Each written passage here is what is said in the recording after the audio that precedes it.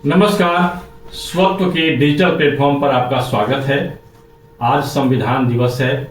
विश्व का सबसे बड़ा लोकतांत्रिक देश होने का हमें गर्व है। संविधान दिवस की आपको हार्दिक शुभकामनाएं। क्या आपने भारत के मूल संविधान को देखा है? ईमानदारी से जवाब दीजिएगा, शायद नहीं।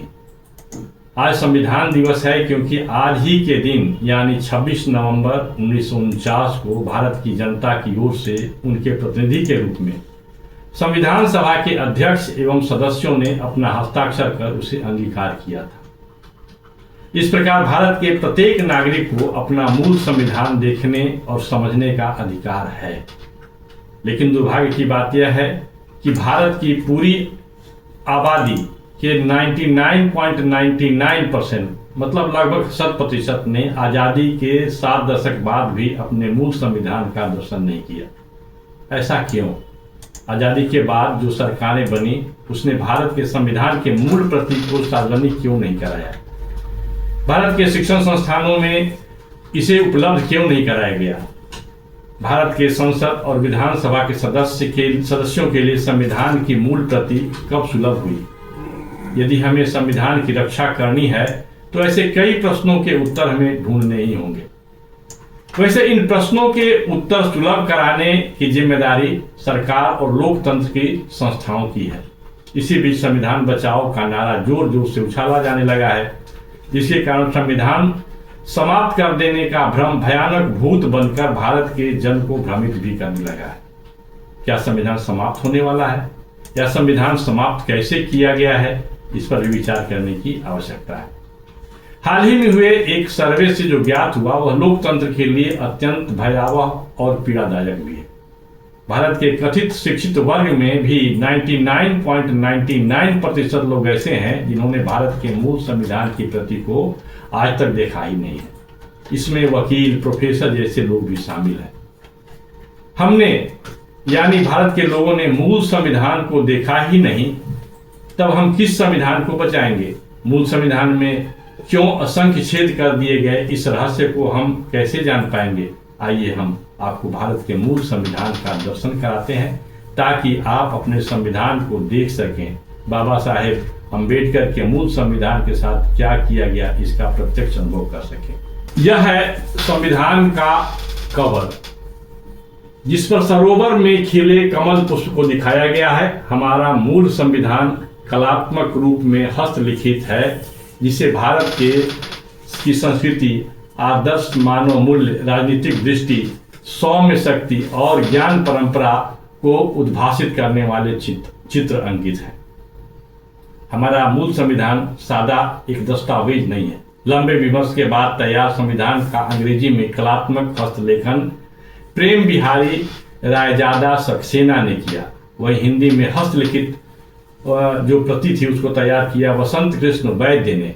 संविधान के 22 भागों की पृष्ठभूमि को परिभाषित करने वाले चित्रों का निर्माण प्रख्यात चित्रकार नंदलाल बोस एवं ब्योहर राम मनोहर सिन्हा ने किया।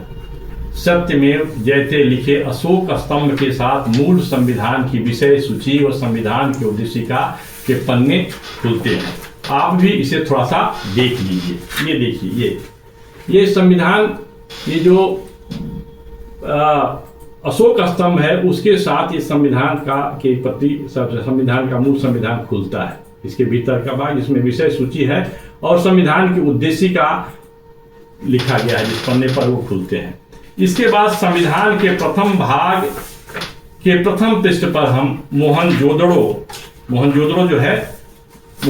की खुदाई में मिले मुहर पर अंकित महादेव की सवारी नंदी का चित्र अंकित किया गया है इस पृष्ठ पर। इसे भी आप देख लीजिए। अब नंदी की सवारी को क्यों अंकित किया गया है इसे भी समझना चाहिए। नंदी शक्ति, संपन्नता और कर्मठता के प्रतीक हैं। यह है संविधान के। इसके बाद हम चलते हैं संविधान के भाग 2 के प्रथम पृष्ठ पर। संविधान के भाग 2 के प्रथम पृष्ठ पर क्या है यह भी देखना चाहिए। इसमें नागरिकता विषय से संबंधित इस भाग के प्रथम पृष्ठ पर अंकित यह चित्र प्रकृति के सानिध्य में मानव निर्माण की भारतीय ज्ञान परंपरा का संदेश दे रहा है। ध्यान से देखिए, यह संविधान का एक द्वितीय भाग का प्रथम चित्र, जिसमें गुरुकुल के चित्र अंकित किए गए हैं। इसके बाद हम आते हैं संविधान के तृतीय भाग के प्रथम पृष्ठ पर। संविधान का जो तृतीय भाग है उसके प्रथम पृष्ठ पर क्या है, यह हम आपको दिखाएंगे। यह है संविधान के तृतीय भाग का प्रथम पृष्ठ, जिस पर वनवासी सीता, राम और लक्ष्मण का चित्र अंकित है। यह भाग हमारे मौलिक अधिकारों से संबंधित है। अब आप समझ सकते हैं कि इस चित्र का उद्देश्य क्या है।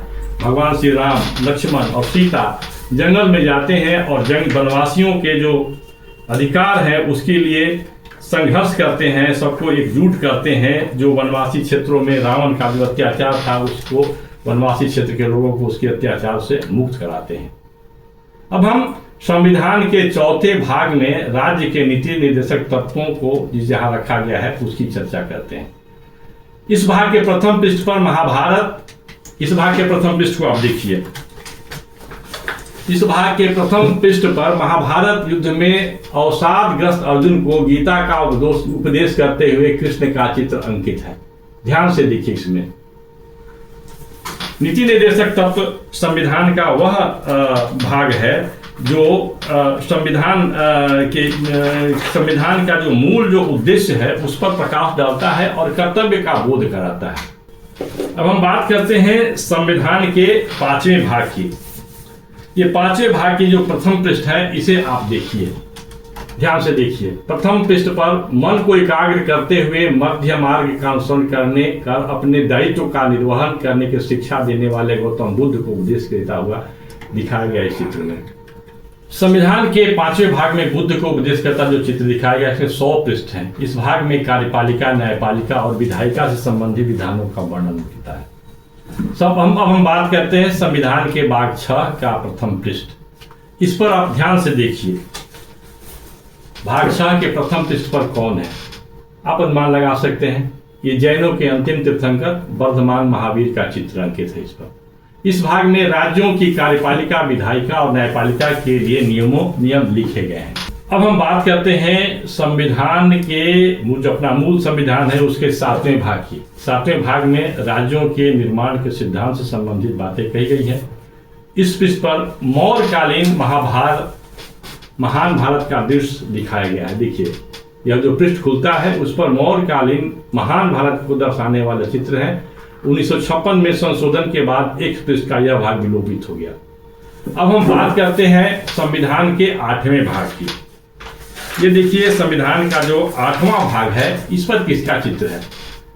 संविधान के 8वें भाग में प्रथम पृष्ठ पर फलों से लदे वृक्ष, ऊंचे ऊंचे मकान के ऊपर छलांग लगाते कुबेर का चित्र है। भ्रम होता है कि हनुमान जी का चित्र है। इस चित्र को देखकर लोग यह अनुमान लगाते हैं कि हनुमान जी का चित्र है।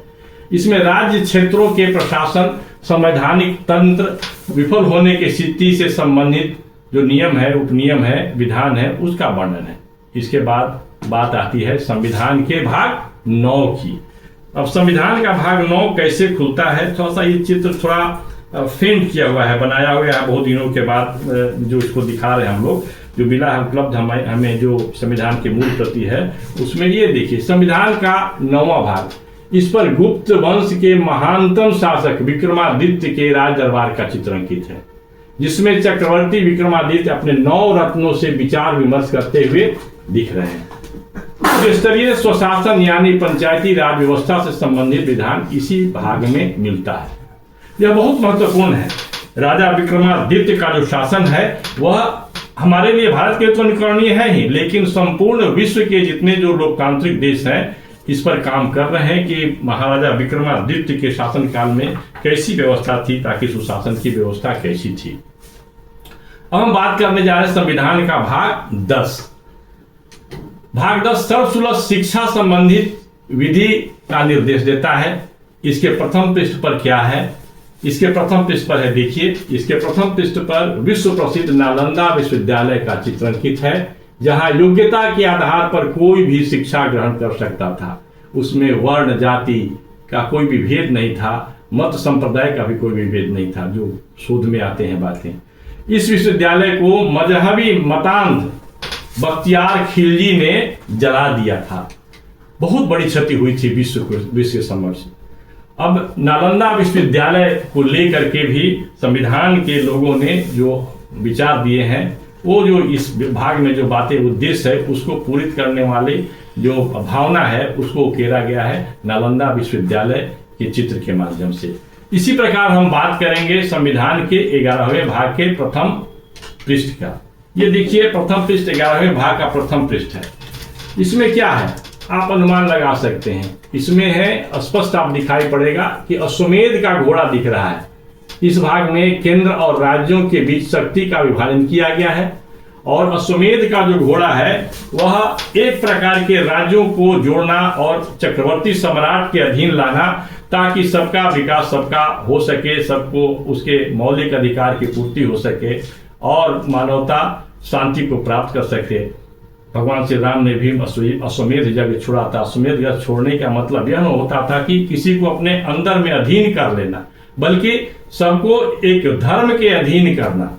अब हम बात करेंगे संविधान के 12वें भाग की। संविधान का जो 12वां भाग है वो क्या है? संविधान के 12वें भाग में संपत्ति, संविदा, लोक लेखा जैसे महत्वपूर्ण, लोक लेखा जिसको ऑडिट हम कहते हैं उसका है। ये 12वें भाग का ये चित्र है। 12वां भाग जिस चित्र के साथ शुरू होता है वह है नटराज और स्वस्तिक का चित्र। नटराज क्या है? नटराज यह है कि आनंद अमोद का वातावरण करने के लिए जो त्याग की भी बात करते हैं, जिन्होंने विष को धारण कर लिया और संपूर्ण सृष्टि को की सुरक्षा दी थी। और स्वास्तिक का चित्र जो है वह है समृद्धि का संकेत देने वाले चित्र। उसे संविधान निर्माताओं ने अपने इस 12वां जो भाग है उस पर अंकित कराया है। अब इसके बाद हम बात करते हैं संविधान के 13वें अध्याय की। 13वां अध्याय क्या है? संविधान का 13वां अध्याय का प्रथम पृष्ठ, इस पृष्ठ पर राजा सगर कौन है आप जानते हैं। राजा सगर जिन्होंने माता गंगा का अवतरण कराया ताकि उनके जितने जो पूर्वज थे जो एक ऋषि के श्राप के कारण जल गए थे, भस्म हो गए थे, उनका उद्धार हो सके। और इस जो संविधान के भाग 13 का प्रथम पृष्ठ है, इस पर राजा सगर के प्रयत्न से गंगा के अवतरण को दर्शाने वाले चित्र अंकित किए गए हैं। फिर हम बात करते हैं संविधान के 14वें भाग की। 14वें भाग के प्रथम पृष्ठ पर क्या है?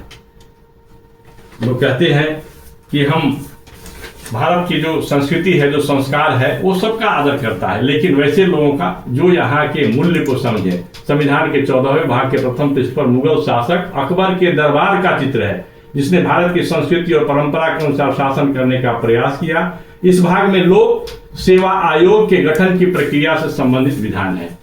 अब हम बात करते हैं 15वें भाग की, संविधान के 15वें भाग की। हमारे संविधान के 15वें भाग में क्या है? हमारे संविधान के 15वें भाग में गुरु गोविंद सिंह और शिवाजी महाराज के चित्र अंकित हुआ है। इससे शुरू होता है। संविधान का 16वां भाग जो है वो महारानी लक्ष्मीबाई और टीपू सुल्तान उसमें दिखाई पड़ते हैं। ये देखिए, ये संविधान जो है, ये भारत का अपना जो संविधान है वह कोई जड़ दस्तावेज नहीं है, बल्कि परंपरा, हमारे त्याग, हमारे सब कुछ को दिखाई पड़ता है, उसमें दिखाया गया है। अब संविधान के 17वें भाग को देख लीजिए। 17वां भाग शुरू होता है दांडी मार्च करते हुए महात्मा गांधी के चित्र के साथ। इसके बाद 17वें भाग के बाद तत्काल आप देखेंगे कि 18वें भाग पर भी महात्मा गांधी का चित्र अंकित है। इस चित्र में महात्मा गांधी नोआखाली में सांप्रदायिक दंगा शांत करने का प्रयास करते दिख रहे हैं। इसी प्रकार आप देखेंगे कि संविधान का जो 19वां भाग है, इसकी शुरुआत 19वां भाग इसकी शुरुआत आजाद हिंद फौज का गठन करने के बाद तिरंगे को सलामी देते सुभाष चंद्र बोस के चित्र से शुरू होता है। 19वां भाग हमारे संविधान के 20वें भाग की हम चर्चा करते हैं। हमारे संविधान के 20वें भाग में देखिए, नगाधिराज हिमालय के से संपन्न भारत की सुषमा, प्राकृतिक सुषमा, इसके मनोरम छवि को निखारा गया है। भोजपुरी के राष्ट्र कवि ने यो बटोहिया जो गीत सुंदर रस भूमि भैया भारत के भूमि देशवा के हिम को बसे मेरो प्राण ये बटोहिया गीत रविंद्र नारायण का है, जिसको जो कि भारत के जो जनगण गीत के 1 वर्ष पूर्व इसकी रचना की गई थी और यह पूरे विश्व पूरे भारत में इसकी चर्चा होती थी। अब हम बात करते हैं संविधान के 21वें भाग की। देखिए 21वें भाग में भारत की सुरक्षा की चिंता दिख रही है स्पष्ट। इसमें मरुस्थल में सुरक्षा के लिए ऊंट से गमन करते थल सेना के जवान दिख रहे हैं। और अंतिम जो 22वां जो भाग है उसमें क्या है, उसमें देखिए 22वां भाग, इसमें नौसेना का दिखा है, जल शक्ति का चित्रण किया गया है। इन चित्रों के माध्यम से हमारे संविधान निर्माताओं ने संविधान के पीछे के सोच को व्यक्त किया है। लेकिन हमारा मूल संविधान हमसे दूर क्यों रहा? संविधान से संबंधित प्रामाणिक साक्ष्यों के आधार पर हमने 11 वीडियो तैयार किए हैं जो सबके लिए सुलभ है। हम अपने संविधान की भावना को समझ सकें, संविधान के निर्माण से संबंधित बातों को समझ सकें और भारत के नागरिक होने के अपने कर्तव्य का निर्वहन कर सके। इतनी बातों के साथ आज इस वीडियो को मैं समाप्त करता हूं। नमस्कार, फिर मिलेंगे।